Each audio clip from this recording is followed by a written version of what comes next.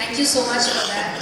And it is absolutely a privilege to be here in the hall with so much of energy and such vibrancy that one rarely gets to see. So thank you so much for having me here to moderate this session. The good part about sitting under our pictures is that all of you know the power pack panel that is there, Mr. Ramesh Mantri, Mr. Ganesh Mohan, Mr. G. Pradeep Kumar and Mr. Rahul Singh. The topic of discussion today is very important and probably the crux of what I would say the entire 3-day conclave and this wonderful gathering of experts from across the country, which is what really essentially is going to be the future of the mutual fund industry. We all thrive and we all strive for wealth creation. How do we get there? How do we ensure more and more of our countrymen manage to get the kind of wealth creation that we aspire for as a nation, as a country? That's a topic that I think is something that all of us will relate to. There are a few areas that I would definitely want to touch in this panel discussion. First and foremost, I see a lot of women in the crowd and it's so heartening to see so many women part of a topic like financial inclusion and talking about financial services. So how do we get more and more women to be able to freely decide about their financial decisions and their financial future, plan for their retirement independent of some of the male counterparts in their family and be able to freely make the choices and not rely only on the male counterparts in their family, I think is something that affects most of us. I speak for myself and there are so many women here. And why don't we start this panel discussion with that topic? How do we get more and more women to be able to freely decide for their future and also for their retirement? How do we get them as part of the financial inclusion drive that all of us are talking about? Let's start with that from the table. Yes, Mr. Mohan. So, got it quite right. I mean, there is clearly a lot more participation. You see that in the room, but you also see that in the market. So both in terms of retail investors, but also investors into mutual funds and other categories. So clearly there is a lot more participation that is happening from women. And I would say between 20 to 25% of new investors tend to be women. So it's quite a large category for the industry. That said, when we speak to women investors, they typically come with two main problems that they face. First is, if they are generally newer investors, either a lot of jargon is thrown at them, or they are treated in a somewhat patronizing manner. Right? That you may not understand all of these things, and let me simplify it, or maybe oversimplify it in some cases for people. I think the industry's advisors need to start understanding that women have been managing money for much, much longer than most of us care to admit. So they have significant ability to manage money. They need better products and better quality advice in terms of which categories to be investing in given their goals. So they typically have very good ways of compartmentalizing what money is for what purpose. And if you can provide them the right kinds of products for that, I think you can really address this market very, very well. Thank you for that. And you're right about the patronizing attitude of most advisors when they talk about or when they talk to women investors. And if this is the case for women who are part of formal economy, then one wonders about those who are not part of the formal economy. The challenges that they may face to just be part of it will be even more significant. Mr. Mantri, would you like to come in? Yeah, it's a topic where I think the industry is a long way to go. Honestly, I forget which brand ran a camp ad a year or two back, where they asked a lot of questions to males and females, asked them to step up if they knew the right answer. And finally, later in the Q&A, I don't exactly remember which brand ad, beautiful ad, great ad. And finally, when the questions started coming on financial planning and investments and all, it's always the male that took the steps and the women were left behind. So the reality of that is whether key decisions in the house, whether it is related live, kids' education, focus on health. Woman is often also the operating CFO of the house, by the way. Not the investing CFO, but surely the operating CFO of the house. But I think we as a, and this is a larger problem that country faces, not only related to investments, that in this country, even the role of women in the working population, we lag behind Bangladesh and Sri Lanka. So it's a larger problem. I think what we're seeing clearly now, and I've been seeing it now since 90s, the pass rate for girls has been higher than, boys. Since 90s, I remember when I used to go to school. I think last year, the year before that, the CA exam, all the top 5 rankers were female. Because I studied CA.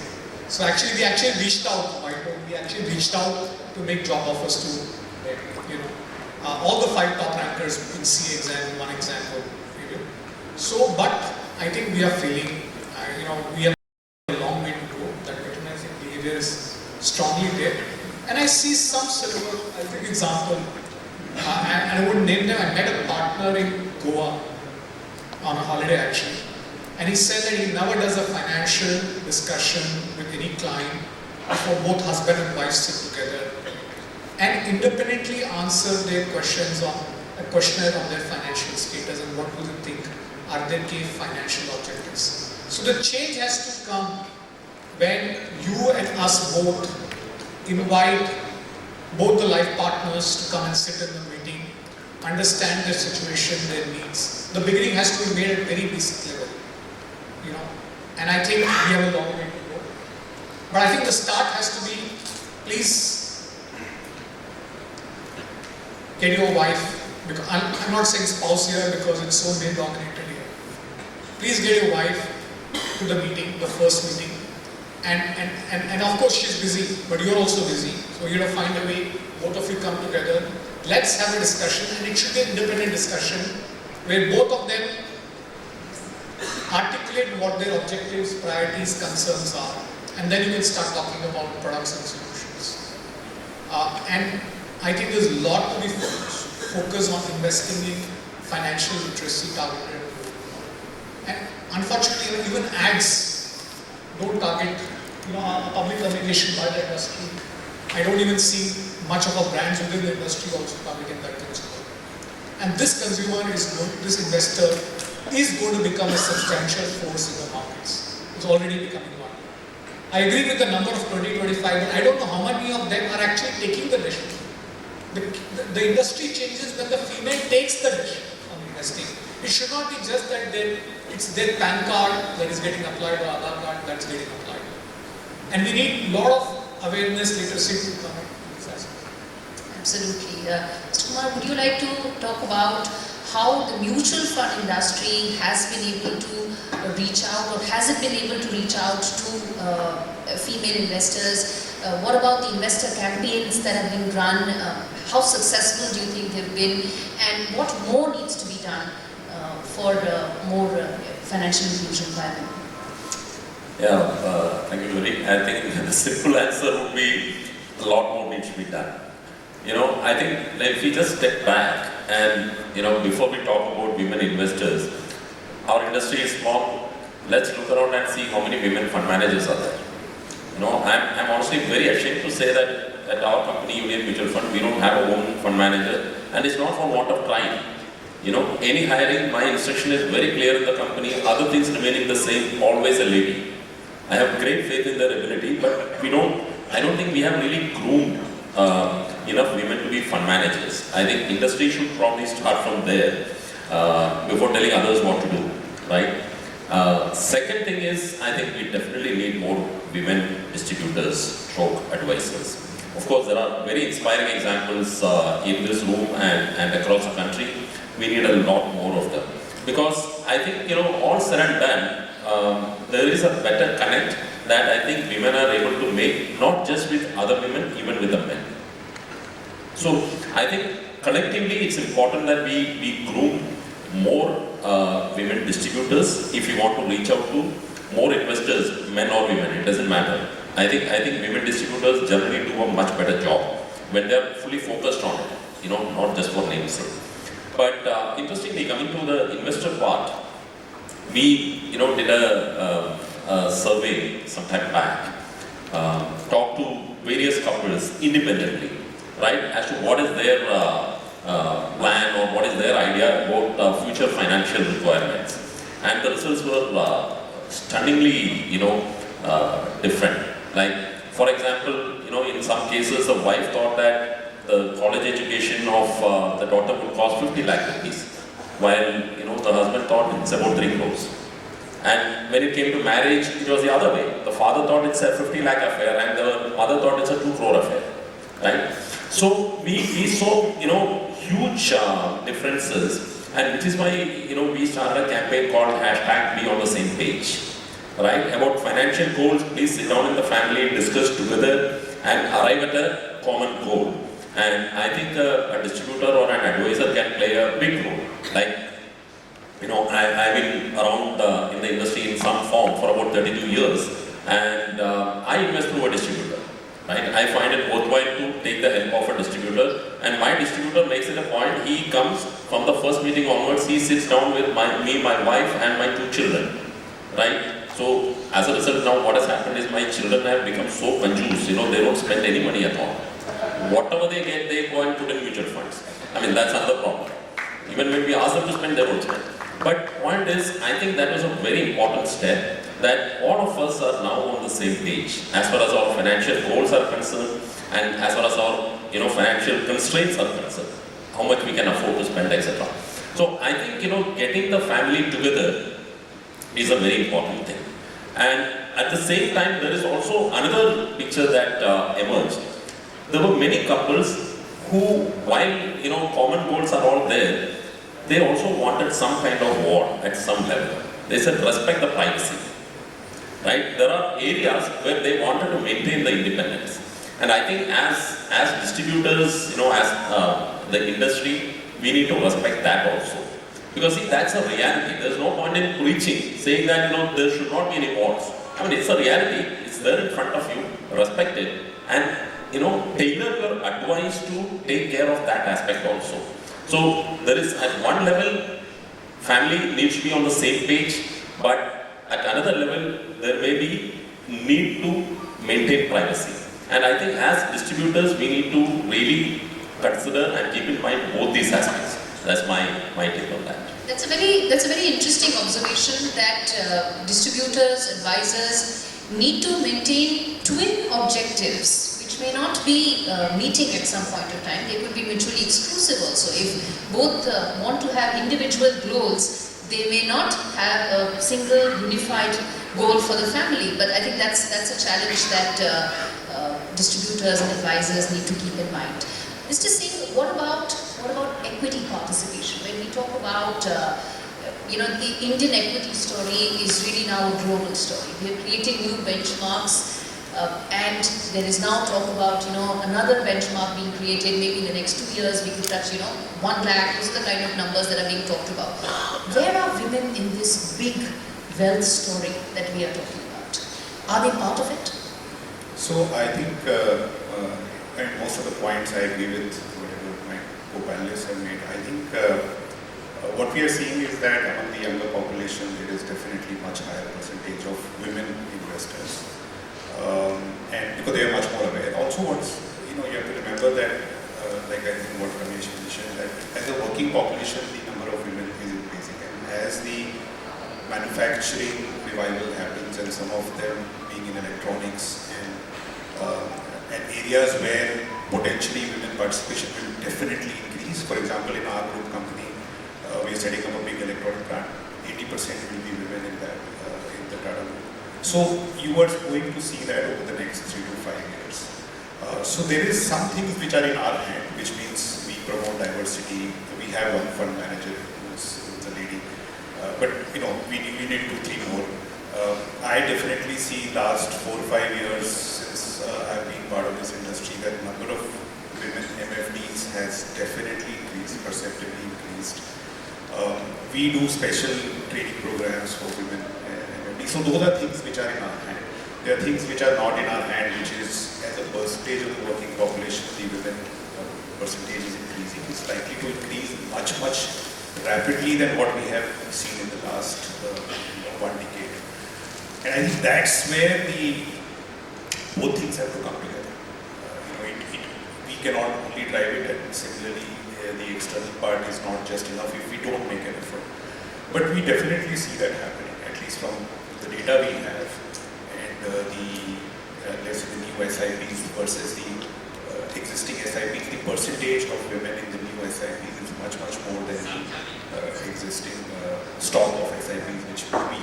And I think that the same data should be true for women also. So we are seeing that happening. So there's progress even if it's incremental. So that's good to know. When we talk about stock markets, when we talk about equity markets and the kind of response they've seen in the last 1 year, or even last couple of months, there's now a talk about where does India go from here? We're talking about 5 trillion, we're talking about $10 trillion, we're talking about how the global geopolitical scenario is going to make India a manufacturing hub and so on and so forth. Is that the story that you see playing out in terms of our equity markets, and how big a factor is it going to be in terms of pushing the mutual fund industry as well? Huge. I think there are two things I would like to say that we are very excited about. The way economy is shaping up. Markets come later. First we have to be excited about the economy.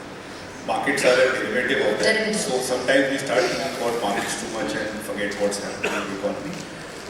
So economy, two major things are happening. I would say one is that last decade we were running only on consumption and exports. So GDP has 3 parts: consumption, investment and exports. We were running on 1 engine or 1.5 engines. Now we are running on all 3 engines. Even if consumption slows down a little bit, we are running on consumption, investment and exports, because of the geopolitics is going to become a big engine. So from 1.5 engine economy, we are going to 3 engine economy. That's a huge thing in my view. So what happens as a result of that is, last decade, if we were lagging China by 1.5% GDP growth rate, next decade potentially, again, there are a lot of ifs and buts, but potentially we can be going faster than China by 1.5%. That's a huge swing from going slower than China to faster than China. And that, to me, is the single biggest thing which is driving the excitement around India. Not just from us, but from the FIs. The second thing which I wanted to highlight, which is even more important, is that if you look at the developed markets and China, the banking sector and the corporate sector is at a point of time in the cycle which appears very, very, weak or shaky. Yeah. Because of the high debt, because the banking sector being weak, both in developed markets and in China. If you compare it with India, we have the weakest banks declaring the best ever kind of results and the NPLs in the last 15 years. So we have the weakest bank delivering the best ever results in the 15 years, and you have banks collapsing in China and US. There can't be a bigger difference which this data point, what this data point shows is that the difference in the stage of the economic cycle where we are versus the stage of the economic cycle in Europe, US and China is looking very, very different. And therefore that premium is what is getting reflected in the valuations. And so one is that the GDP growth rate continues at 6.5% faster than China. We keep growing at 12-15% profit growth. Valuations, yes, they are rich, but I don't see any reasons why they will correct materially if the broad view of the world and broad view of where India is vis-a-vis the world does not change. So yeah, we are very excited about the state of the markets. It's a good time to be in equities. In fact, this is something I want the entire panel to respond to, which is the India economic outlook, because everything just flows from there. So we see the 3 biggest economies globally. Right? In the next couple of years, India will become it's the US, China, and India. If you look at one very important statistic, which is the dependency ratio, which is the percentage of the population which is either below 15 or above 64, divided by the working age population. Now you compare this for each of these three economies. India is the only one which will continue to have the same dependency ratio of 37 to 63. The US and China will be moving closer to 1:1, which means for each working person there is one dependent person. Hugely That has aging a populations. huge implication on growth. Which sectors get prioritized, like pensions, like healthcare, and an aging population overall. Right? This is likely to continue till 2035. And populations don't change as dramatically normally. Right? But there have been policies in these countries which have caused those things to happen. Now that actually puts India in a very, very favorable, I would say with very strong tailwinds, right, which enable this. The second thing is, what you're seeing is a lot of the efforts that the central agencies or the government have done have actually, so the hard work has already been put in. Right? So technological initiatives like API, Aadhaar, GST have really been, I would say the tapasya has been completed, and now really the benefits of this are beginning to show through. You have things like ONDC, OCEN, where a shopkeeper can get banks competing to give him a loan completely digitally. Nowhere else in the world does this happen. You can have anybody becoming an e-commerce supplier instantaneously. These are the kinds of things which a lot of this effort is now enabling. So you're seeing an ecosystem coming together, which with a very strong tailwind is really becoming an engine of growth. It essentially mainstreams the small economy. Correct. And on top of that, you're seeing the growth rates that Rahul was talking about. That is really driven by a lot more of the engines as well firing. So you have an economy which is moving from $2,500 to $5,500 per capita, at which point you see normally an explosion in terms of financial services. Around $2,000 per capita across the world is the point where the inflection happens. So you see a lot of these tailwinds, ecosystem, and the explosion coming through that inflection point, which really is a very, very powerful story for Indian economy growth. Right? In the markets, the CIOs will be much better poised to recommend. But we see a very, very strong bullish case on the Indian economy. Mr. Mantri, would you like to? Yeah, see, I think, we have taken a lot of, the Indian economy has gone through a number of painful surgeries, whether it is implementation of, I would call it, even RERA is an underappreciated reform, the bankruptcy law, the GST, and even the whole tech, the demand accelerated the financialization and the adoption of tech. So we've gone through all that. We've also now accelerated the investment cycle, largely coming from the government, but significant investments are happening on the infrastructure side. So what was happening is 5 years ago, what was working well in India? Just tech, pharma, consumer, that's it. Everything else was weak, whether you talk of the state of the financial system, whether you talk of, commodities, whether you talk of infrastructure, whether you talk of real estate, all these was, or capital goods, all was weakness across the board. And now you see all these, you can think of a truck with 8 tires, and not only consumer, IT, pharma doing well, right? But you have banking sector in the pink of health. It's such strong health for the last 17, 18 years now. You have capital goods doing well, you have commodities doing well, you have infra doing well. And one of the largest drivers of growth at the margin, a sector that is less understood, is real estate.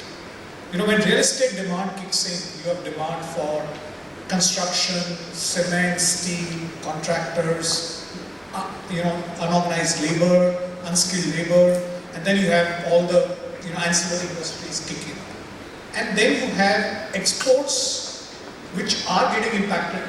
We had seen a pickup in exports. They are getting impacted as we speak with the weakness in the global economy. And I think one engine is now started revving up. It's still early days for the Indian economy. A new engine of India's growth, which is manufacturing. The early signs in specialty chemicals and electronics manufacturing are very good. It has to spread to a number of industries. The India story is now so strong when we talk to global multinationals. 15 years ago, when a global multinational held their board meeting, in the board meeting they had to have one slide to show what were you doing in China. What are your China strategy? Last 2-3 years, the big change for India is global multinationals have to put up a slide on what you're doing in India. So India has arrived on the scene. And of course, we are blessed. Sometimes you also have to get lucky in life. Sometimes things do happen. And this geopolitics is well aligned with India.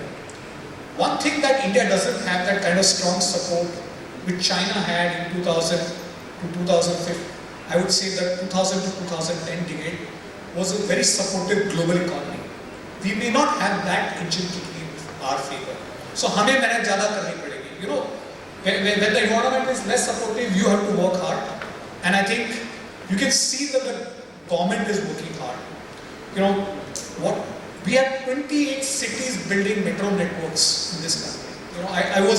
I'd studied in Calcutta for a very long time. Only one city built in India metro, and nobody built. Nobody thought you had to build a metro network.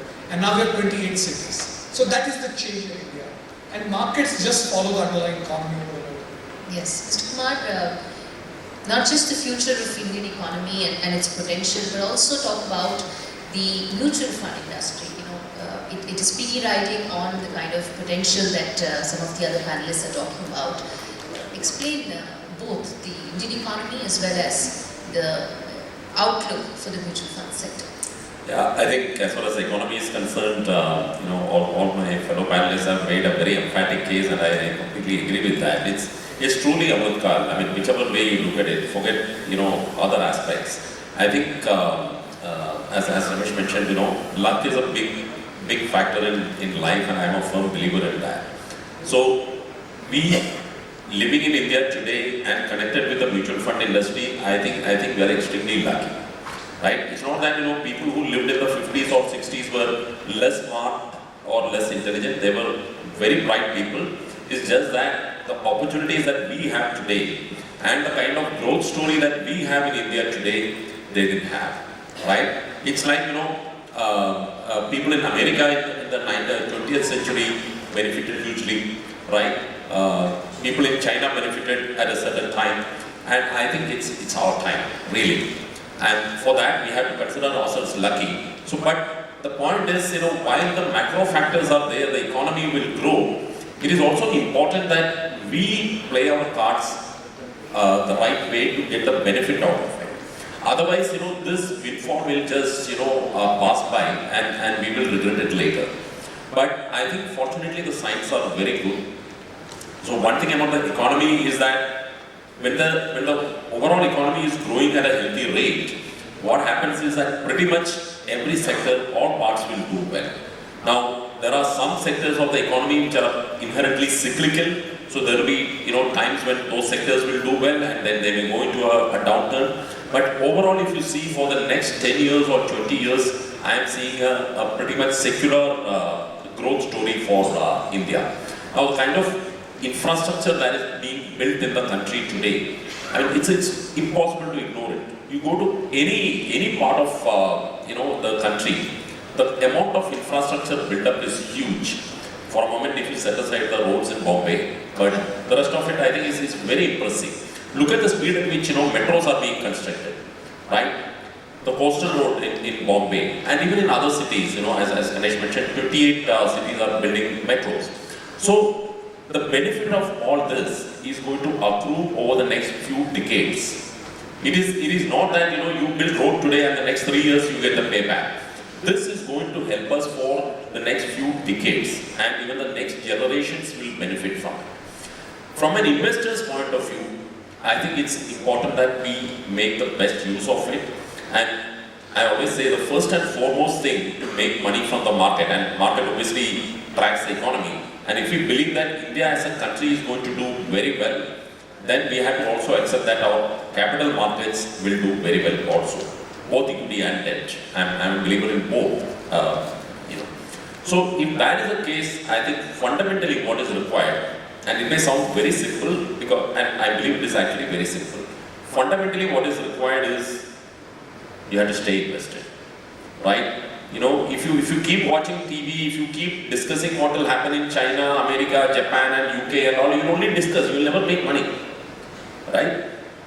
And I make this point in every interaction that I have, that it is, you know, it is of secondary or tertiary importance as to which fund house or which fund you choose. Just market gives you 80-90% of the return. The fund manager plays a role of at the most 10, 15, 20%. Right? If you stay invested for a long time, it is impossible not to make money. You will make money. Now, one fund may give you 12% return, another fund may give you 12.5 or 13, another fund may give you 11%. How does it matter? Because today you have no idea to figure out which fund will give you 12 and which fund will give you 13. Important thing is stay invested. So, and I think that is where I come to the role of distributors, because this audience is entirely distributors. I think, you know, this will work only if, you know, you all play a very active role. See, why I say that is that the mistake that most people make, in my view, is not buying at the wrong time. The big blunder people make is selling at the wrong time. See, if you buy at the peak of the market, if you wait long enough, you will still make money. If you sell at the wrong time, you know, you sell in March or April 2020 or, you know, periods like that, which are the most attractive periods for investing in the market, you panic, you get out of the market, you are never going to make money. Now, here is where the role of the distributor comes in my view, distributor, advisor, by whatever nomenclature you call. I think it's important that you give the comfort, you hold the hands of your investors, especially during periods like this. Now, these kind of times will come again, right? You know, it may be in some other form, we can't predict, but the role of a distributor, in mind, the most important role is to make sure that the investor stays invested. Because if you're out of the market, you're never going to make money, right? It's all very well to say that I'll wait for the right time, and we all know that, you know, say on 23rd March 2020, best time to invest in the market, how many people had the courage to invest? So the sentiments and the emotions play a big role, and I think as distributors, you need to really help your investors to, you know, control the emotions and stay invested and keep on investing. As far as the industry is concerned, obviously, you know, you would have seen all kinds of numbers, and I think if we are at 47 lakh crores today, it's just a matter of time before we are at 100 lakh crores. You know, these are all numbers. It will keep on coming. 100 lakh will become 200 lakh, it will all grow. But to benefit from that, you have to be in the game, right? And you have to be a real serious player in the game. I'm extremely bullish. Of course, you know, the case for Indian economy has been made, and I think the case for Indian mutual fund industry is even stronger. Look at it this way, you know, the role that mutual funds are playing today in the market itself. The kind of selling that we saw from the FPIs, you know, it was, I mean, normal case, the market would have tanked big time. It held up only because of domestic flows. We keep talking about, you know, the monthly SIP flows, 15,000 or, you know, 16,000, whatever. But there are other SIPs happening without realizing it. You know, for example, the money from the EPFO is flowing to the market. You don't call it SIP, but it's coming as an SIP every month. Right? The flows are good, and it's only going to increase in my view. And as long as the liquidity is good, the flows are expected to be good, our economy is doing well, and importantly, more and more companies are coming, you know, to the market, going public, which means investment opportunities are also increasing. See, otherwise we'll end up with a bubble, because if you have the same set of companies and more money coming in, you'll only have a bubble. But I am very encouraged by the fact that there is a record number of IPOs happening. More and more companies, particularly small mid-cap companies, are coming to the market. So all around, if you see, it's a fantastic time. You have to believe in this story, because, you know, once one of my neighbors, who is also a distributor, asked me, you know, "Pradeep bhai, kya karna hai market ka, kya lagta hai?" So I told him, "See, do you want to invest or you don't want to invest? Now, if you want to invest, I will give you 5 reasons why you should invest. If you don't want to invest, I can give you 5 reasons not to invest also." Because, see, if you are waiting for a perfect day when, you know, globally everything is good, in India everything is good, economy is good, politics is good, fantastic, that day is not going to come in our life. Every day, if you look at it, there are enough reasons not to invest in the market. And if you go by that, you will never make money. So the important thing is believe in the story, stay invested, and as distributors, keep your investors in the market. I think that is, the most important thing for us to do. Okay, after that very strong message, before I ask a couple more questions to the panel, I want to get in some audience questions as well. If there are any, let's take them right now. Yes.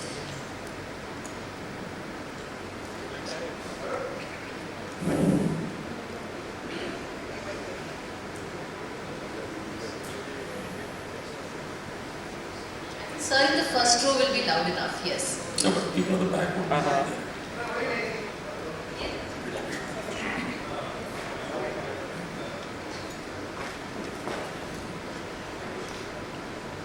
Hi, my name is Sunil Jaleli. I'm in this life for the last 38 years. I have seen ups and downs like anybody else. What I fail to understand as a mutual fund industry is that we are always and constantly being over-optimistic or talking about the markets, India being the shining story, totally isolated from the global markets, etc. But I think and I believe that when it comes to managing the emotions of the investors like March 2020 or 2008-9, if somebody is bleeding by 60% or 40%, it's very difficult to manage their emotions at that point in time. Why are we always reactive and why are we not becoming proactive? So that's the reason why we do asset allocation. So all I'm trying to say is that we are painting a story to the mutual fund distribution community and to the investing community, saying that everything is hunky-dory as far as India is concerned, but why are we not telling them the pitfalls of what is coming ahead, because the global factors are not good. Geopolitical factors are not good. Interest rates at 5% in US, your dollar index at 106 plus. All these are factors which are pointing towards an imminent crash, a recession also, maybe in the US markets also. And all that will have an impact in the Indian markets and Indian context also. Why are we only saying good things about the story and not talking about which are the pitfalls lying ahead and be ready for that? So for that is the reason why we talk about balance advantage fund, asset allocation, have some gunpowder in your ammunitions in terms of cash, etc. But we are only saying that stay invested, invest. And if you understand that 15 years is a very long period, sir. 2008 January, if somebody would have invested, Nifty has only delivered 7.5%. How much are we willing to stretch that long-term definition?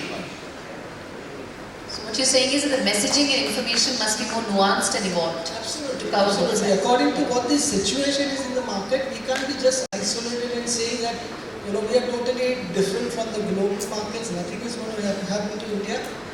Definitely there will be, if US sneezes and China sneezes, Indian markets also will sneeze. Would you like a response from somebody from the panel? Yeah. I don't know why he chose me. Yeah. No, I think fair enough.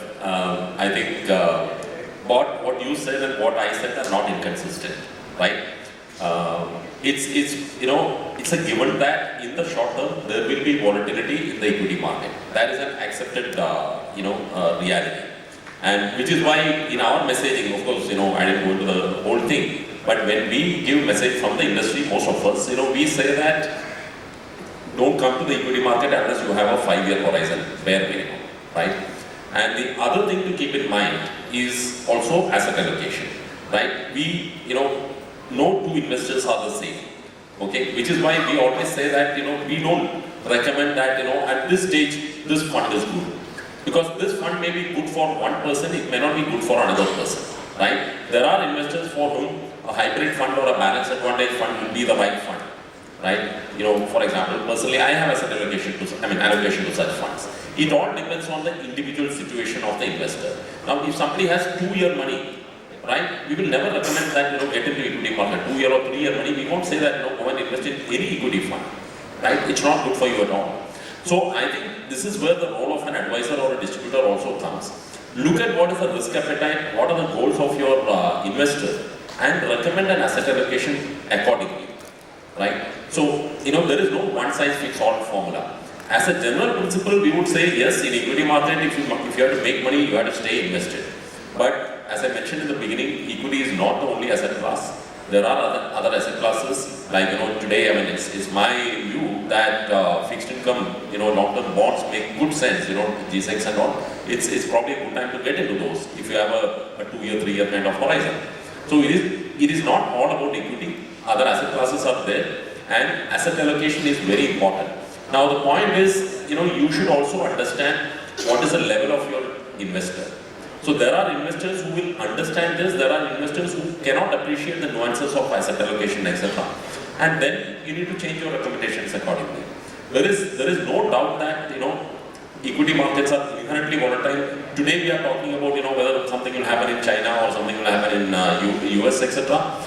1 year from now, it will be a different set of issues. I can guarantee you that there will be clouds in the market all the time. Which was my point that, that perfect weather is not going to happen at all. And you must, and collectively, we must caution the investors that in the short term, you have to be prepared for a bumpy ride. There is no escaping from that. Okay.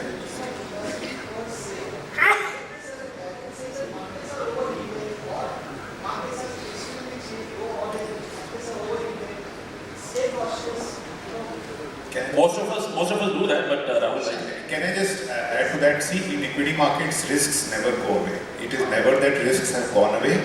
It is at that point of time, what are we looking at in terms of the rewards versus the risk, right? So today, just to give you a very blunt answer, yes, markets are expensive. It is not a bubble, number one. Number two, how do you manage this spend? Okay, is by keeping 1 foot of the accelerator, 1 foot of the brake. How do you do that? So this is a market not to manage the risks, not to be out of equity markets, is the point number one I want to make, because we also see positive things happening in the Indian economy. She asked us about the positive things, so I was telling, we mostly mentioned the positive things, but negative risks have not gone away from a global market point of view. So yes, I will end by saying that Balanced Advantage Fund is probably the most important fund you will have over the next 5 to 10 years as a category to manage this volatility and to manage the asset allocation, especially now that the taxation issues also on debt. This will be probably the most important category to also manage your asset allocation, manage your taxation, and manage the volatility on this tussle between the global risks. Indian economy is trying to break away, but the global risks are trying to put it down. So that's my short answer. I don't know whether it's a definitive answer, but I agree with you. Mr. Zaveri, can we take this off this dais? Yeah, so I started my business when mutual fund sahi nahi tha. Now mutual fund sahi hai and it is becoming mutual fund nahi hai, that will definitely come. So before that comes, will the mutual fund distributor be there? Because the AI is such that so many changes is happening. So the robotics is coming up. So how are AMCs helping mutual fund distributors to scale up their potential? Because we also need to grow. We can't be only in Bangalore and just distribute to Bangalore people. We also have investors moving out throughout the world. So how do we get them? So that's number one. And number two, main thing which I am asking now, you are asking us to manage the emotions of investors, which we do. So we also have the emotions and we somehow talk to other managers and get. How do fund managers eliminate their emotions? I am always curious about that. Okay, that's a wonderful question. It's actually a very interesting observation that you made. So, from our perspective, when we talk to all our distribution friends and partners in the community, I think obviously there are two big concerns that they have in their minds. One is, as your sort of commissions you sort of reduce, which you will see across any industry over a period of time, your margins will shrink. In the AMC level, will happen at the distributor level as well. Now, question is, margins are only one part of your revenue equation. Right? The other is volume. So if margins are shrinking, how do we drive volume? Now, if you have to think about a situation where you're doing 2, 3, 4, 5 times your current volumes, but without proportionately increasing cost, what is the only way of doing this? It is by using technology. Right? Now, for many of our distribution partners, they don't necessarily have the wherewithal or the capacity to invest in it themselves. Right? So they have to depend on partners who are usually in the AMC industry or other partners to provide those kind of technology solutions. Right? So that is something that as an industry we are definitely investing in, and some of these we've also discussed with the group. The second part is beyond just investing in technology. Right? Your investors don't need only mutual funds all the time. Right? They may require an FD, they may require health insurance, they may need a credit card, they may need a loan. Right? So can we help our partners who are in financial intermediation to actually control a much greater share of the wallet of the investor? That way you have much deeper strategic discussion and you can meet all the financial needs of your distribution partners, of your investor partners. So from our perspective, that is what we are trying to also achieve as a fund house. Now, coming to the whole thing about behavioral and the impact of keeping the investors invested. See, greed, fear, sentiment, narrative, overreaction, underreaction have been part of the market from time immemorial. Right? What we have been seeing actually in global markets is this is actually becoming a core focus of investment fund houses. Which is how do you identify when a market has over or underreacted and how do you take advantage of that while also preventing your own behavioral biases from playing. If you take a simple example, economics, right? All of us have studied economics to at least a certain level. There are two fundamental assumptions that they ask you to make. One is that human beings are perfectly rational. Second is that markets are perfectly efficient. Both are not true. It's a little bit like saying the three angles of a triangle don't add up to 180 degrees, but I'll give you a course on geometry. It just doesn't work. We have to understand that there are human beings at the end of this. Human beings are not irrational, but they are human beings. They have emotions, they react to sentiment and narrative. Now, if you do not recognize that fact, and what is a market?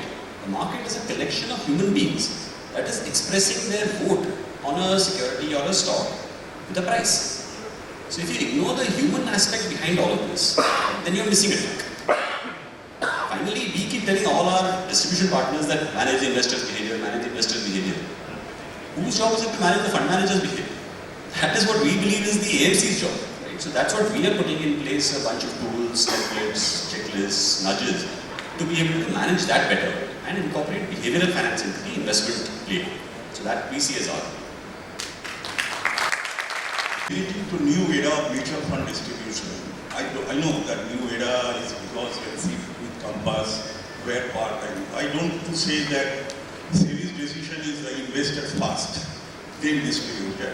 Again, I also know that everywhere, every time that expense ratio will decrease, you don't mind, because in that case, difference of regular and direct difference will reduce. But one thing is that I know that mutual fund industry will grow, our country will grow, finance will grow. Even today, which is the hot heated, tomorrow will not be hot heated. Tomorrow it will be lower price, that everything. But one thing is because we accept all the changes of the SEBI, because that is very required for our development of the financial market. But some of the decisions against the fundamental right of the investors. Because new decision for the nominee in the bank, in the share, in everywhere, nominee is required. Because previously, without nominee, a lot of investors, successors are making problems. So it's a good decision of the SEBI. But one thing because I am old, because we are the old era of the distributor and our investor also old era. Lot of investors, they have invested the money on the either or survivor basis. If it is either or survivor basis, need not require any further nomination in bank, because I have a bank account, lot of bank will no, if it is a joint name, if it is either or survivor, not required further nomination. If it is a share, stock holding, not required, any of the public, anywhere. But why the SEBI? They restricted the right of the fundamental right of the investor. They are going to freeze those are the joint name. either a survivor, but that they want the nominees.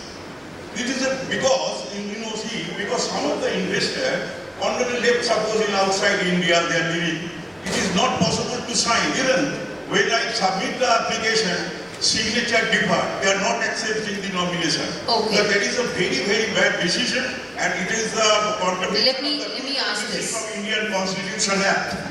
Okay. Let me throw in a question as well along with this. Which is the larger issue about, SEBI's role in developing the sector, the industry in the last couple of years, along with the specific question that the gentleman had. So I think as an industry, in the financial services space, and I used to head strategy for the FinServ groups, I've looked across all the sectors. I would say the amount of regulation which has helped make this industry very transparent, very cost efficient, and very investor friendly, I think has been phenomenal. I think we must give credit where credit is due, and I think the regulator clearly has done a very outstanding job on this. That said, I think there are clearly from a perspective of growing this industry, there are a lot more things that we can do. I think today, if we are only at about 4 crore unique investors, that is a travesty for a country like India. Right? On the one hand, the regulator and the industry body, AMFI, is saying Mutualfundsahihai, which means what? It means it is the right product for retail investors to invest their hard-earned money in. It's a very strong statement to make. Mutualfundsahihai. Right? It's a very good and very right statement. However, only 4 crore people have invested in this, out of the 140 crores. So there is clearly a very big gap between where we want it to be and where it is today. Simple things like, how can we make KYC much more easier? Simple things like, how do we expand distribution? How do we give people maybe in some lower tier markets greater opportunities to earn? I think those are really the things that we need to, take regulation to the next level. And I'm sure SEBI is working at this as well. But these are the things that we need to see coming from the next wave of regulation.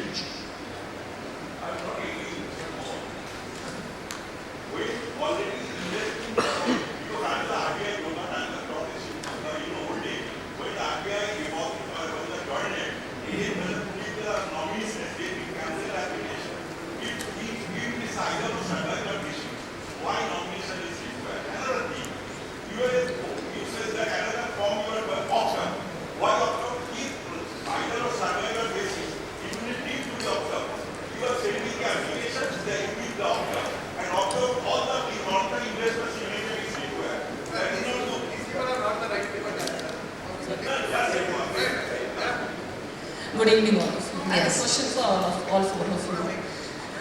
Gauri, आपने girls का बात किया, एक third gender भी है LGBT queer community. आपकी AMC कितना open है LGBT क्वेयर कम्युनिटी को हायर करने के लिए पेरोल में? Can I have to ask Mr. Kumar who confessed. One more question to it. As a IFA, एक औरत और आदमी आराम से काम कर सकते हैं, but as a IFA एक ट्रांसजेंडर का काम करना बहुत मुश्किल है. ये हमसे ज़्यादा हमसे डरते हैं. Their life is very vulnerable, and what all of your 4 AMCs working towards it, and how friendly environment you can provide to them where they are not bullied on the basis of their genders also. Fine, this is one question. Second, we live in a patriarchal hierarchy. I'm a trainer. I work at grassroots level. I was giving training in a school and I was teaching to teachers on how to invest. And the ladies were saying, हमें क्या करना है, हमारे पति देखें. Because of the patriarchal hierarchy level we are living in. When we are talking about girls, why can't AMCs like you support a CSR or IIP programs? IIP आप एक दिन में किसी को भी financially literate नहीं कर सकते. Maybe some program which you start at a grassroots level to the girls at a young age. They are tech smart, they are more smarter than us at a young age, and then we can think of more inclusion of girls and they are growing up and taking their financial decisions by their own. क्योंकि एक 20, 21, 22 साल, 24 साल की लड़की को patriarchal hierarchy से निकालना मुश्किल होता है.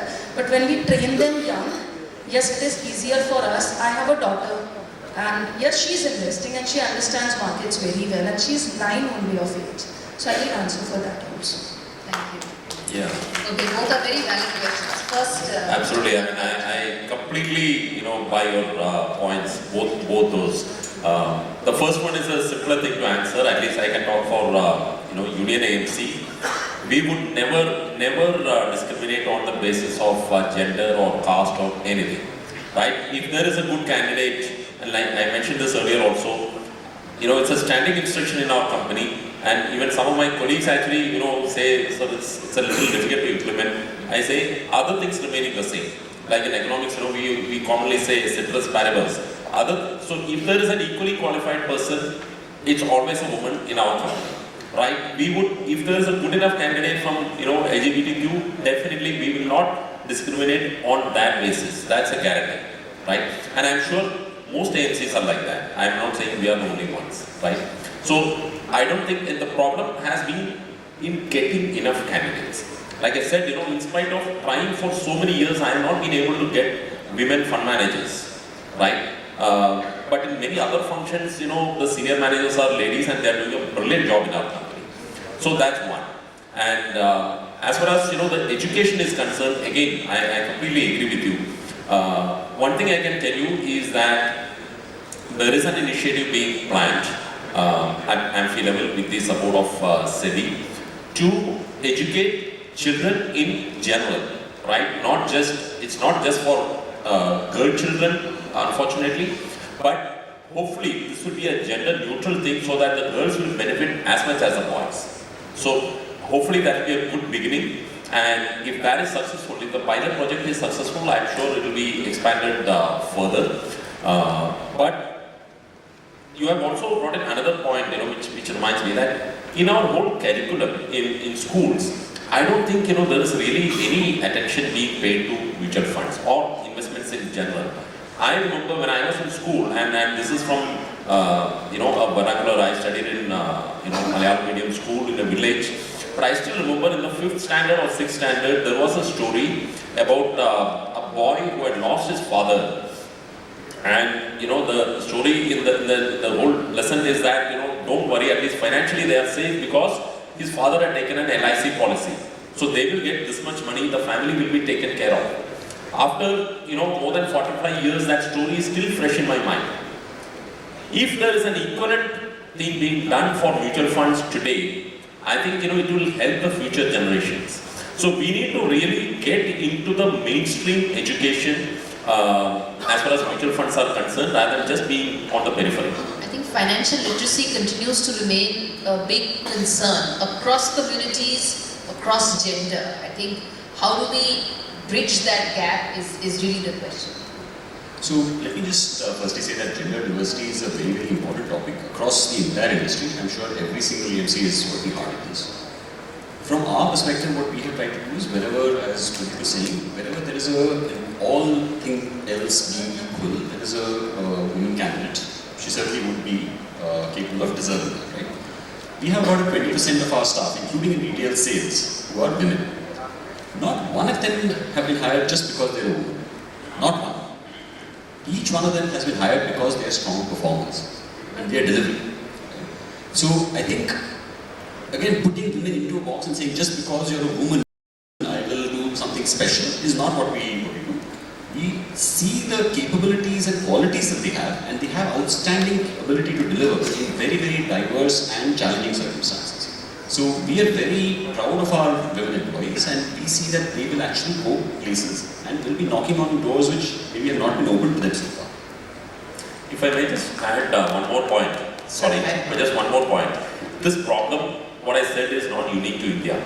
So you go to UK, you go to US, the representation of women in fund management is poor across the world. It's a global problem, right? So we need to collectively work together to really, correct it as much as possible.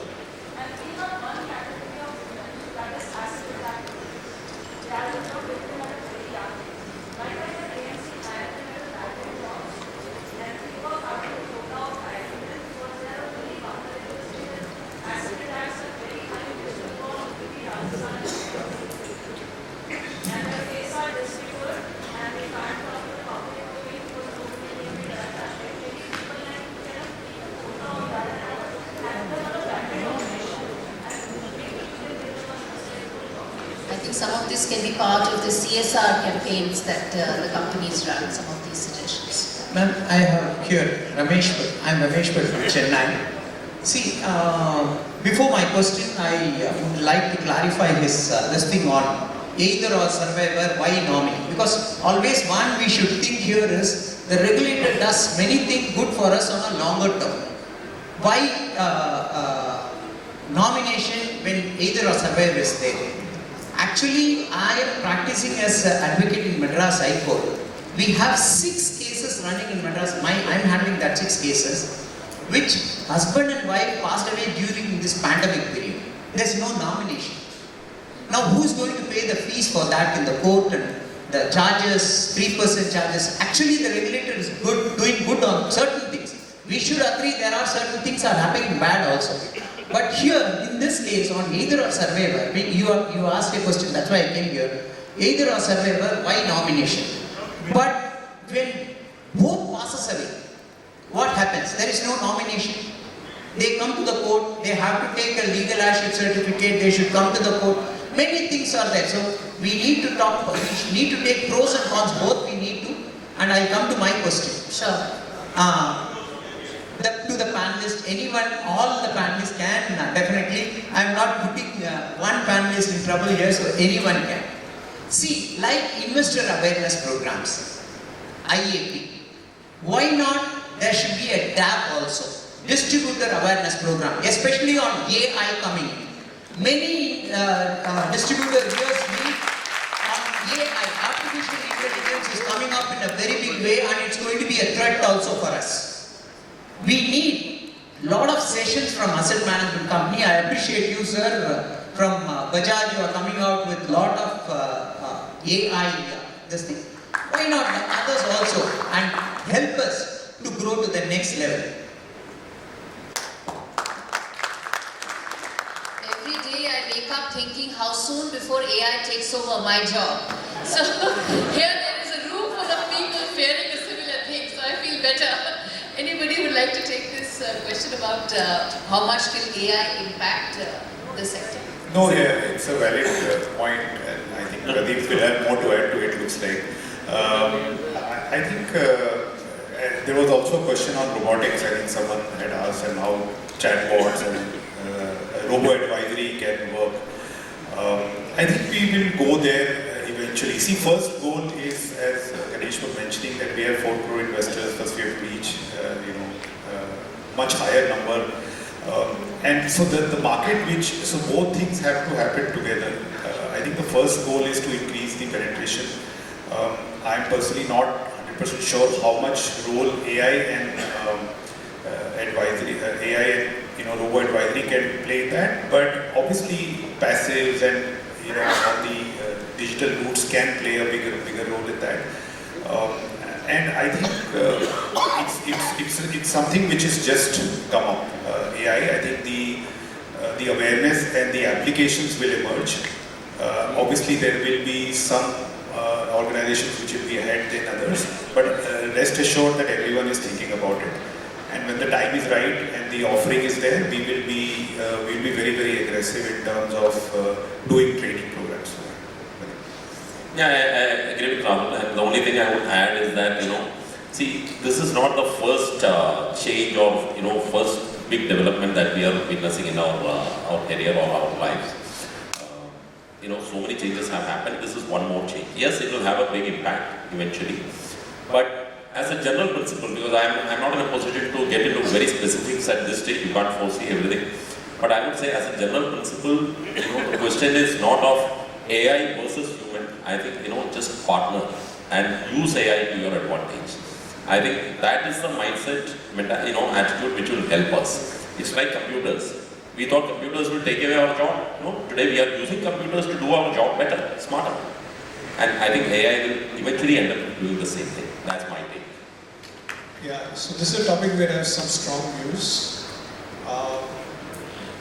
I think, I tell you, in the 80s and 90s, there were banking strikes and just implementation of computers. What did the computers do for the banking system? Made it a lot more efficient and competitive. So understand, AI will help you to reduce your back office, your middle office, your drudgery of work. it'll make you more productive. At the end of the day, your job is to sit with the client, understand their needs, hold on, help them to deal with the market volatility and their emotional volatility. You are the doctor, right? Should the doctor worry because you can find a medicine or a prescription on the internet? No.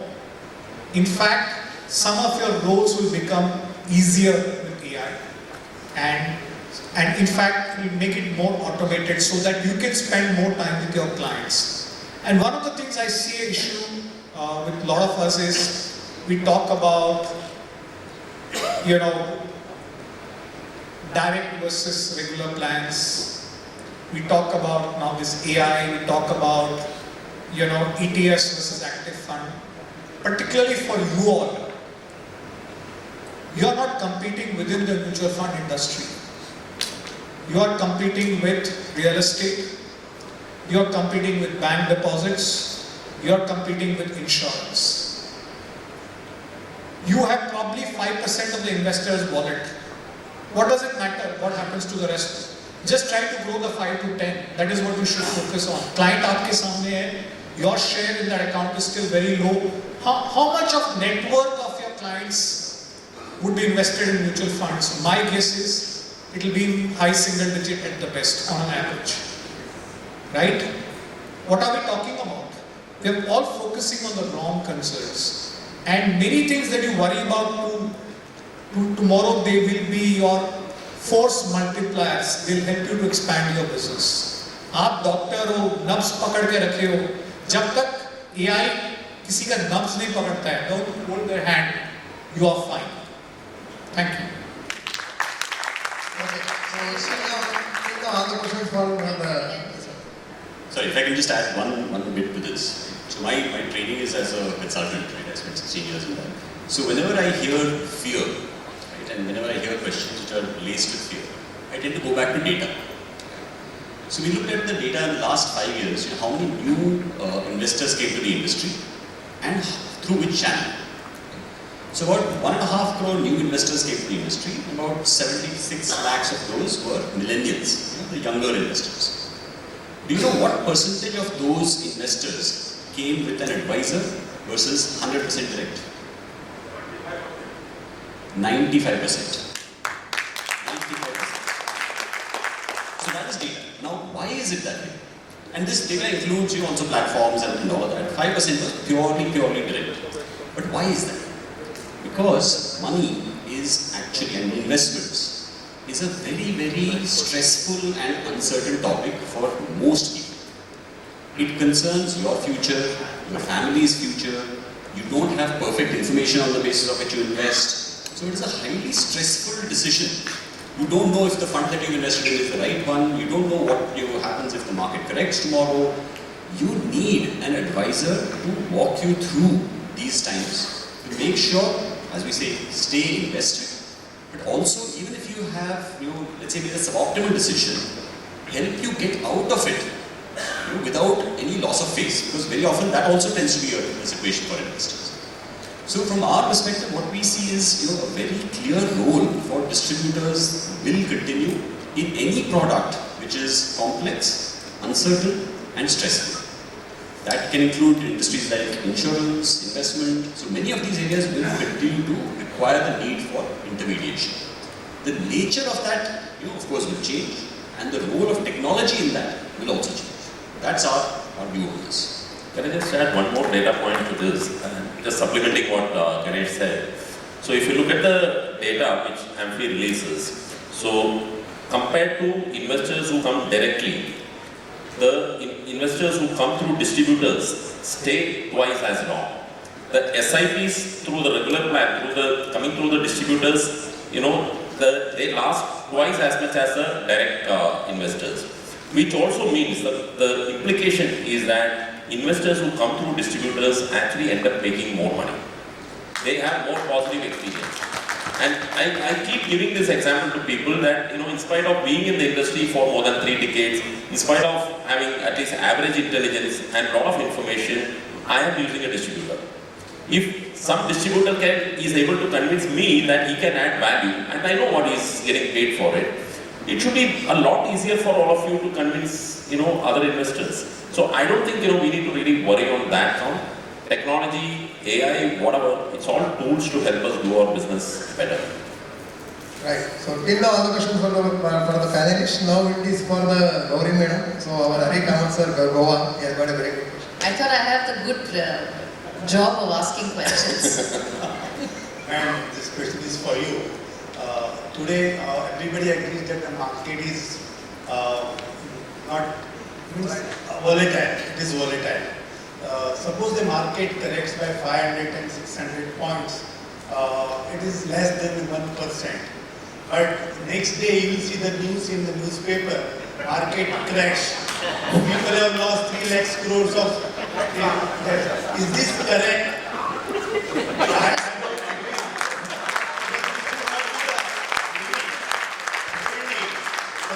We will take the advantage of it, because if such news comes and my client are going to call me, and I can use this as an opportunity to sell more. So it's one against the room, so I should be given time to justify. See, the fact is, it's not factually incorrect, right?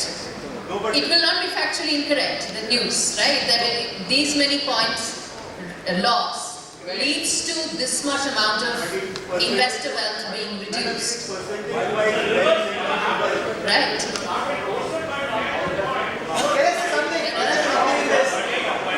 As I said, it's one against the room, so I should be given at least 30 seconds. You can go to the next question. Of course. Okay. The fact is, if it's factually correct, then I think it is important to put that fact out. And evolved investors are anyways able to understand that data better. They can decipher it better, right?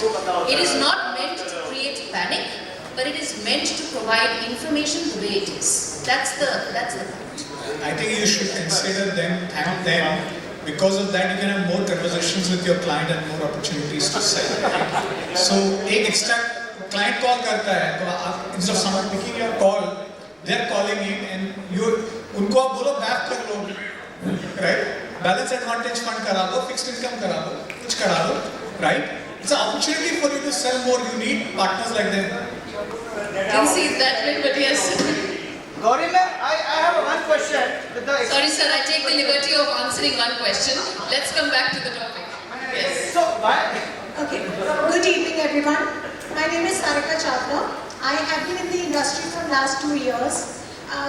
First of all, I would like to mention about that ad which Mr. Rantri mentioned in the very beginning. That is by Paytm. And that Paytm ad, everyone should see that ad. It's amazing. It is actually showing the reality about the diversity. And when I saw that ad, in fact, I came to this industry by force, not by choice. And that is because when I was unmarried, my father used to take care of my finances. When I got married, I got to a financial consultant, and my husband used to take care of that. Unfortunately, 2021, everybody knows life is unpredictable. COVID took him away. He is no more with us, and that was the time when I decided that I will take care of his business, and I quit my job. That time, when I started with this business, I'm a passionate trainer. I wanted that I will educate each and every woman who is there in my phone book to start with. And of course, I wanted to go a long way with this thing. And I really have a question here that when we talk about educating others, I'm ready to take the charge of it. However, I'm also like a small cap fund, which is new as a startup here. So I would really need that support from each one of you sitting there who can educate me so that I can educate further. It's cascading the information, I would say. So there I need support. That's it. Thank you.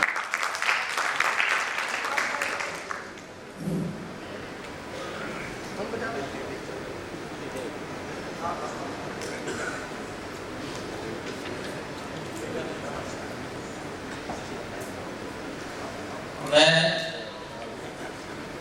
सभी से माफी चाहते हुए क्या हिंदी में बोल सकता हूँ? जी बिल्कुल। मैं अमरेश त्यागी, एक छोटा सा डिस्ट्रिक्ट है यूपी में सहारनपुर, वहां से आता हूँ। मैं काफी देर से यहाँ सब लोगों की बातें सुन रहा हूँ। मिस्टर गणेश ने अभी बताया कि भाई हम इस इंडस्ट्री को इन्वेस्टर फ्रेंडली बनाना चाहते हैं, प्राइसलेस बनाना चाहते हैं, सेबी भी यही चाहती है। तो क्या उसमें हम एमएफडी फ्रेंडली नहीं जोड़ सकते? मैं पूरा करूं। मेरा कहना है, मैं पिछले 43 ईयर से इसी इन्वेस्टमेंट इंडस्ट्री में काम कर रहा हूँ। किसी जमाने जब यूनिट ट्रस्ट ऑफ इंडिया होती थी, मैं उस जमाने से काम कर रहा हूँ। 2005 के आसपास यूटीआई का ईवीएम 25,000 करोड़ रुपए हुआ, तो ऑलमोस्ट सिटी या जितनी ब्रांचेस थी उसने इतना बड़ा सेलिब्रेशन किया कि हमने पता नहीं क्या अचीवमेंट कर लिया। आज वो इंडस्ट्री 46 लाख करोड़ पे बैठी है। किसकी बदौलत बैठी है? उसमें एमएफडी का कोई रोल, आईएफए का कोई रोल है या नहीं है? अभी बहुत सारी एएमसीज, ऑलमोस्ट एएमसीज छोटे डिस्ट्रीब्यूटर को सिक्योर करने के लिए मेरे हिसाब से तो शायद एक सफिशिएंट स्टेप नहीं ले पा रही है। अगर हमारा छोटा डिस्ट्रीब्यूटर इंडस्ट्री में नहीं आएगा तो इंडस्ट्री कैसे ग्रो करेगी? सर बड़े के लिए भी कुछ नहीं कर रही है, छोटे जहाँ तक बड़े की बात है उसको मैं बात करूँगा। जब तक छोटा ना सिक्योर होगा तब तक हम कैसे इसको मानेंगे कि इंडस्ट्री हमारी आगे ग्रो करेगी? मैं आप सबसे एक बात सपोर्ट भी चाहूंगा उसके लिए। एमएफडी, अभी कुछ लोग वहाँ नॉमिनेशन की बात कर रहे थे, केवाईसी की बात कर रहे थे। सारी एएमसी उस अमाउंट पे है जिस पे हम केवाईसी अपडेट करते हैं या नॉमिनेशन कराते हैं, उसको अभी पहले तो केवाईसी वाले फोलियो को फ्रीज कर दिया गया। आपको इसकी ब्रोकरेज तब मिलेगी जब इसमें केवाईसी अपडेट हो जाएगा।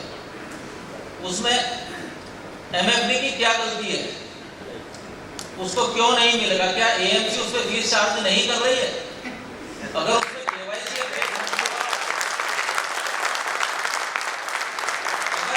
केवाईसी अपडेट होना है और वो फ्रीज हो गया, या तो एएमसी की फीस लेना बंद कर दे उसने। जितनी ड्यूटी एमएफडी की है उतनी ड्यूटी एएमसी की भी तो है उसमें। दोनों को करना चाहिए।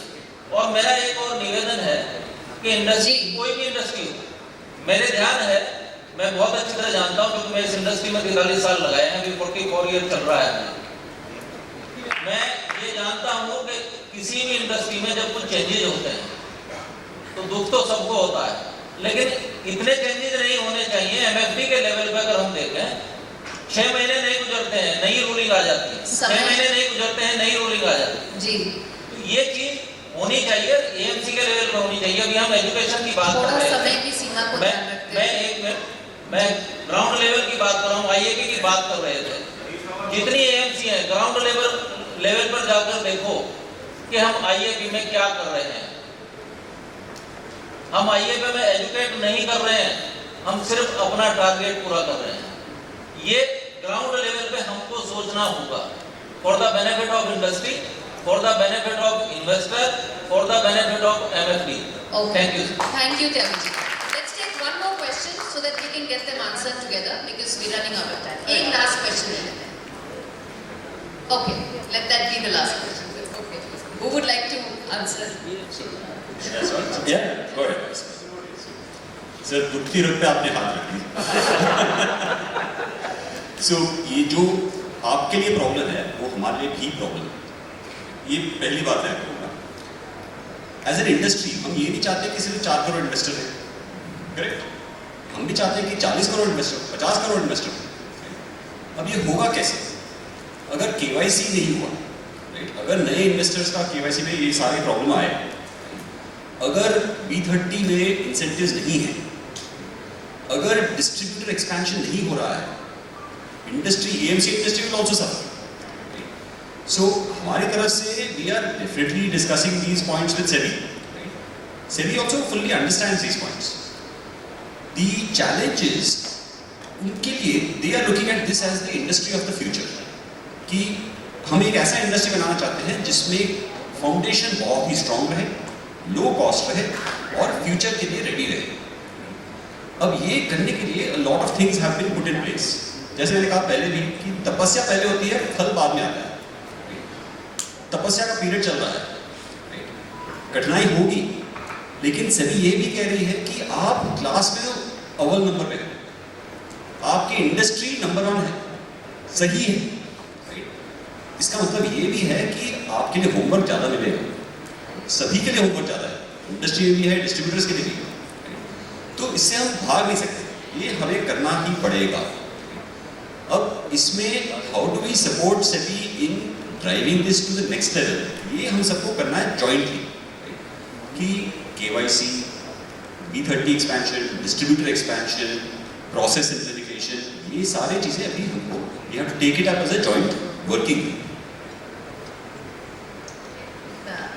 With that, we come to an end of a very wonderful session. Would you like to add something to that, sir? एक चीज जो आपने बोला अभी लास्ट वीक इस सेबी की एक चेयरमैन आए थे मीटिंग में बात करने के लिए, उन्होंने बोला दे आर वेरी बहुत खुश हैं म्यूचुअल फंड इंडस्ट्री पूरी इकोसिस्टम ने जो काम किया है, जो 47 लाख करोड़ की बुक बनाई है, और वो चाहते हैं, सेबी चेयरमैन ने खुद चाहा कि कुछ बहुत रिसेंट फ्यूचर में वो चाहते हैं कि ये साइज 3 गुना हो जाए, एंड वो बहुत सारे मेजर्स लेके आ रहे हैं टू सपोर्ट द इंडस्ट्री। मुझे बहुत अच्छा लगा सुन के, बहुत स्ट्रांगली पॉजिटिव है सेबी अपनी पूरी इंडस्ट्री को सपोर्ट करने के लिए। इनफैक्ट एम्फी एक नया इनिशिएटिव चालू कर रहा है जिसमें 40-50 करोड़ लोगों को KYC रेडी रहेगा MFI इंडस्ट्री में इन्वेस्ट करने के लिए। मतलब effectively practically 75% of potential investors rise इस कंट्री में वो KYC के लिए MF रेडी हो जाएंगे इन्वेस्ट करने के लिए, चाहे वो इन्वेस्ट 5 साल बाद में करें, बट उनका KYC हो जाएगा। तो एक बड़ा इनिशिएटिव चालू कर रहा है। तो आप ये सोच के रखिएगा, आप देखो जैसे कहा कि तपस्या चल रही है, बट रेगुलेटर बहुत सपोर्टिव है, और खुद आज प्राइम मिनिस्टर ने 2 बार इंडस्ट्री को एक्नॉलेज कर लिया है हमारा रोल। तो इट इज अ इंडस्ट्री जहां पे आज हमारे साथ सब लोग हैं, तो we are headed for very good times and good growth. Just to add quickly, ऐसा है कि इंडस्ट्री में मैं हमेशा ये मानता हूँ कि 3 पिलर्स है, एक तो इन्वेस्टर है, दूसरा डिस्ट्रीब्यूटर है, और तीसरा AMC हम लोग हैं, और ये तीनों पिलर्स मजबूत होना चाहिए। एक लेग वीक है तो इंडस्ट्री कोलैप्स हो जाएगा। तो हमारा इंटरेस्ट अलाइन है, सेम है, तो जो आपका इंटरेस्ट है, जो आपका कठिनाई है, वो हमारा भी कठिनाई है, साथ में काम करके we will solve most of it. और सेबी का भी इंटेंशन यही है, इरादा यही है, और मैडम ये भी बोला कि सेबी में एक टीम का 100% उनका काम यही है कि ईज ऑफ बिजनेस बढ़ाना है। तो soon in the next few weeks months ऐसा भी अनाउंसमेंट आएगा जिससे ईज ऑफ बिजनेस इंप्रूव होगा। तो let us wait for that. I think future is bright, अच्छे दिन आने वाला है।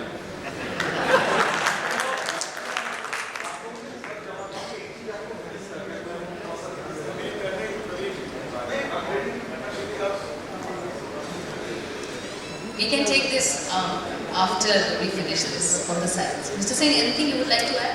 I think सबने सब कुछ बता ही दिया है। तो मैं बस यही बोलूँगा कि म्यूचुअल फंड सही है, और मेरी जो एक्सपीरियंस रही है पिछले 6 महीने में मेरे रेगुलेटर्स को जब भी हम कुछ अप्रोच करते हैं तो वो काफ़ी सुनने के लिए तैयार है। एटलीस्ट मेरा पर्सनल एक्सपीरियंस मैं आपको बता सकता हूँ, क्योंकि मेरा रेगुलेटर से मेरी ज़्यादा वार्तालाप नहीं होती है रेगुलेटर से, लेकिन जब भी हमने चाहा है कि हम अपना पॉइंट ऑफ व्यू की तरफ रखें, तो मुझे लगता है कि काफ़ी की तरफ से भी एक एफर्ट हो रहा है कि हमारी बातें सुने। तो इन इश्यूज़ पे बात नहीं हुई, जो इश्यूज़ आप रेज कर रहे हैं हमारी दूसरी इश्यूज़ पे बात होती है, लेकिन अगर वही रवैया मैं देखूँ तो मुझे लगता है कि बाकी सारे इश्यूज़ में भी वो अपना रहे हैं, और उसका जो है नतीजा मुझे लगता है सही निकलेगा long term. I think all those suggestions are very valid, and I would request Mr. Jain to probably, next year when we meet, Some of these suggestions can be probably talked about once again that the panel mentioned in terms of how to take the industry forward and the future and the potential that we spoke about today. My best wishes for the industry, and I'm firmly committed to the kind of potential that the panel talked about. And as far as the fourth pillar that Mr. Kumar missed out on, the next time the market crashes 800 points, the story will still be the investor that was wiped away. Thank you so much to the entire panel, and thank you so much for having me. Thank you.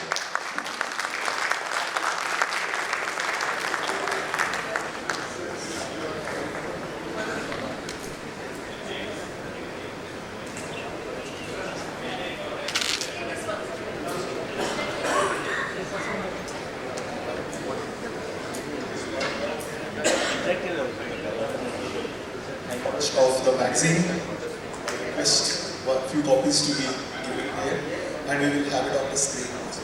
Can we have the music?